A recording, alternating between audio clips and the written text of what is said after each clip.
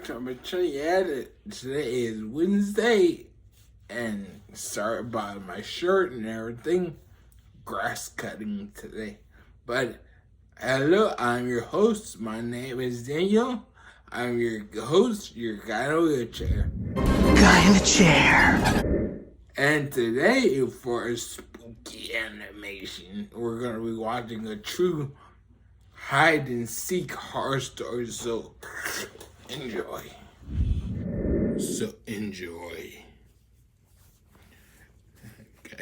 I'm Julia, and this story happened to me when I was 13.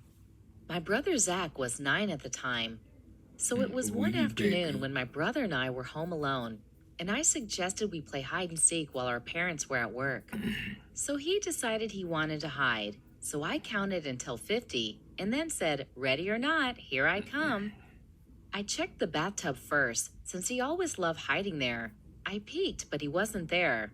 That's strange, I thought to myself. Then proceeded to search the first entire floor of our house. And again, he wasn't there. I just brushed it off and went up to the second floor, where he would occasionally hide on the second floor. But we have a very simple house layout, and our parents' bedroom was right next to Zach's room. And my bedroom was right next to the main bathroom. Keep in mind, we don't have any storage rooms or a backyard or anything like that. We were strictly forbidden to go into the attic because my dad kept his personal things up there. If we ever hid on the second floor, he wouldn't have many places to hide because we know the second floor layout extremely well. I looked everywhere, in the bedrooms and even the second bathtub again, and he still wasn't there. At this point, I gave up looking for him and figured he would just emerge out of his hiding place. But something just didn't feel right in that moment. It had been more than 15 minutes since I gave up, and I started to get a bit worried. But I thought maybe he finished hiding and was in his bedroom playing games right now. Around 30 minutes later, our parents returned home, and my mom asked me to go call Zach for dinner. So I went to his room, but he wasn't there, and I called out to him inside the entire house. My parents started to get worried, and then I told my mom that we were playing hide and seek and that he went missing and I haven't been able to find him. My dad immediately called the police. Shortly after the police arrived, they searched the entire house. They weren't able to find him, unfortunately. All of us were shocked by the sudden disappearance.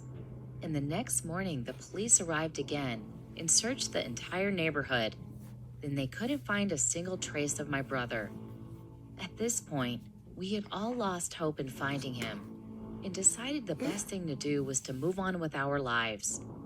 A few months later, we started experiencing very strange activity, from missing food to our TV being played on full volume in the middle of the night, and our cat acting very strangely.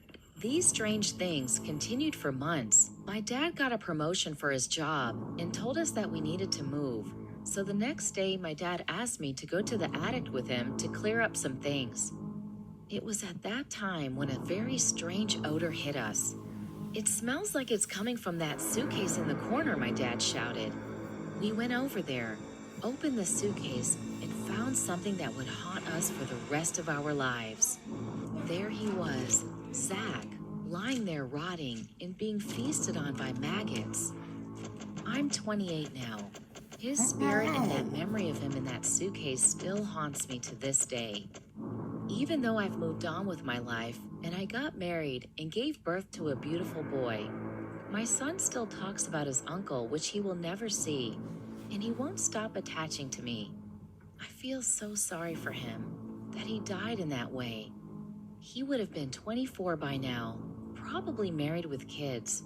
I blame myself all the time. Why didn't I check the attic? Yeah, I hate it. Hey guys, I hope y'all enjoyed that.